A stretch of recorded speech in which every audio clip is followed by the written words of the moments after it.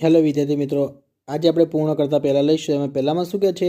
આપેલા વાક્યમાં બંધબેસતો ભાવ કૌંસમાંથી પસંદ કરી તેની નીચે લીટી કરો. તો પહેલાં છે, આજે તમારો જન્મદિવસ છે અને તમારા બધા મિત્રો પાર્ટી માટે તમારા ઘરે આવવાના છે. તો આવશે ઉત્સાહિત.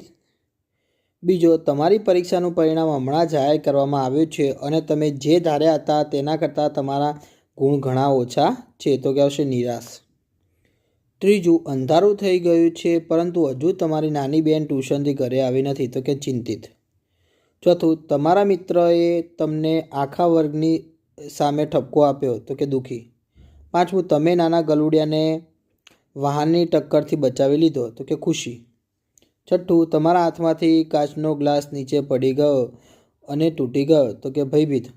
શાળામાં રમતા રમતા તમને ઈજા થઈ, તમારા મિત્રો તમને લેવા આવ્યા અને પછી તમારી સંભાળ રાખવા માટે તમારી પાસે બેઠા. તો કે પ્રેમ.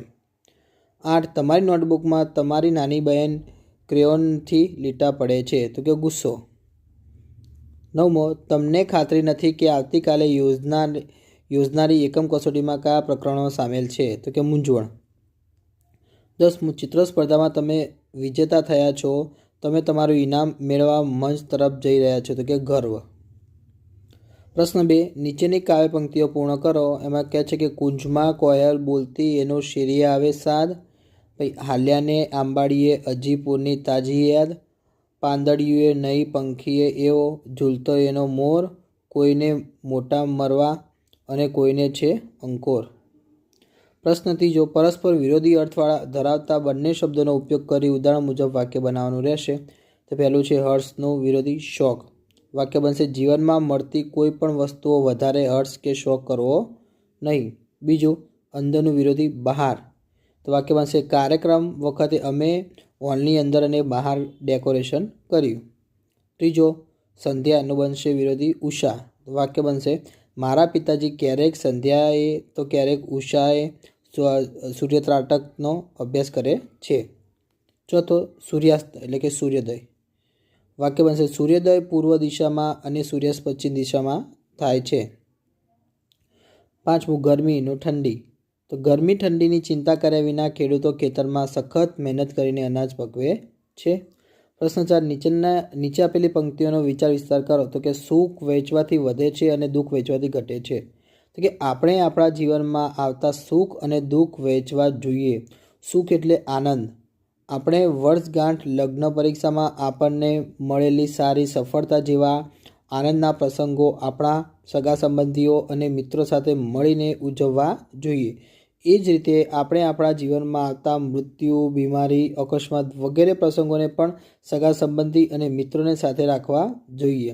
આમ કરવાથી આપણને આશ્વાસન મળે છે, આપણને મદદ મળે છે, આપણું દુઃખ હળવું થાય છે. આપણે આપણા મિત્રો અને સગા સંબંધીઓના સુખના જ સાથી ન બનીએ પણ તેમના દુઃખમાં પણ સહભાગી બનીએ. સુખ અને દુઃખ વહેંચતા જ સૌનું કલ્યાણ છે. સુખ વહેંચવાથી તેનો આનંદ અનેક ગણો થઈ જાય છે. પ્રશ્ન 5 તમારા નોટબુકમાં લખવાનો છે. છઠ્ઠો ફકરો ધ્યાનમાં રાખી વાંચો અને ફકરાથી 5 પ્રશ્નો બનાવવાનો છે. તો અહીંયા ફકરો આપેલો છે વિદ્યાર્થી મિત્રો, એમાંથી મેં 5 પ્રશ્ન બનાવ્યા છે, જરા તમે ધ્યાન આપજો. પહેલો થશે, કયા વૈજ્ઞાનિકને સૌર બોઝ તરીકે ઓળખવામાં આવે છે? બીજો, ડૉક્ટર જગદીશચંદ્ર બોઝને કયા વિષયમાં ઊંડું જ્ઞાન હતું? ત્રીજો, ડૉક્ટર જગદીશચંદ્ર બોઝ કયા વિષય પર કામ કરનાર દુનિયાના પ્રથમ વૈજ્ઞાનિક હતા? ચોથો, જેમને અમેરિકા પેટન્ટ મળી હોય તેવા ભારતના પ્રથમ વૈજ્ઞાનિક કોણ હતા? પાંચમો, સમગ્ર દુનિયામાં ડૉક્ટર જગદીશચંદ્ર બોઝને શાના પિતા કહેવામાં આવે છે? એ રીતે વાક્ય બનશે. પ્રશ્ન 7, કૌંસમાં આપેલા શબ્દોના સમાનાર્થી શબ્દો કોષ્ટકમાં શોધીને ફરતે ગોળ કરવાના છે. વિદ્યાર્થી મિત્રો, તમને અહીંયા કબૂતર આપેલું છે, તો એ રીતે આ બધા પ્રશ્ન રહ્યા એ તમારે અહીંયા કોષ્ટકમાં શોધીને ગોળ કરી નાખવાના રહેશે. તો મેં અહીંયા નીચે લખેલા છે વાક્ય, તમે દેખી લો. કબૂતરનું આવશે પારેવડું, બીજું પ્રિય તો કે વહાલ, ત્રીજું મંદી તો કે દેવાલય, ચોથું સુંડલો તો કે ટોપલો, પાંચમું મોત તો કે મૃત્યુ, છઠ્ઠું ફિકર તો કે ચિંતા, સાતમું સુંદર તો કે રડિયામ, આઠમું નેરી તો કે નોખી, નવમું બારણું તો કે કમાડ, 10મું પેટ તો કે ઉદર, 11મું ગુમાન તો કે અભિમાન, 12મું આવરદા તો કે આયુ, તો વિદ્યાર્થી મિત્રો અહીંયા મેં જવાબ લખેલા છે, તમારે એ આમાંથી ગોતી નાખવાના રહેશે. વિદ્યાર્થી મિત્રો, તમને મારા વિડીયો ગમ્યા તો ચેનલને લાઇક, શેર અને સબસ્ક્રાઈબ કરવાનું ભૂલતા નહીં.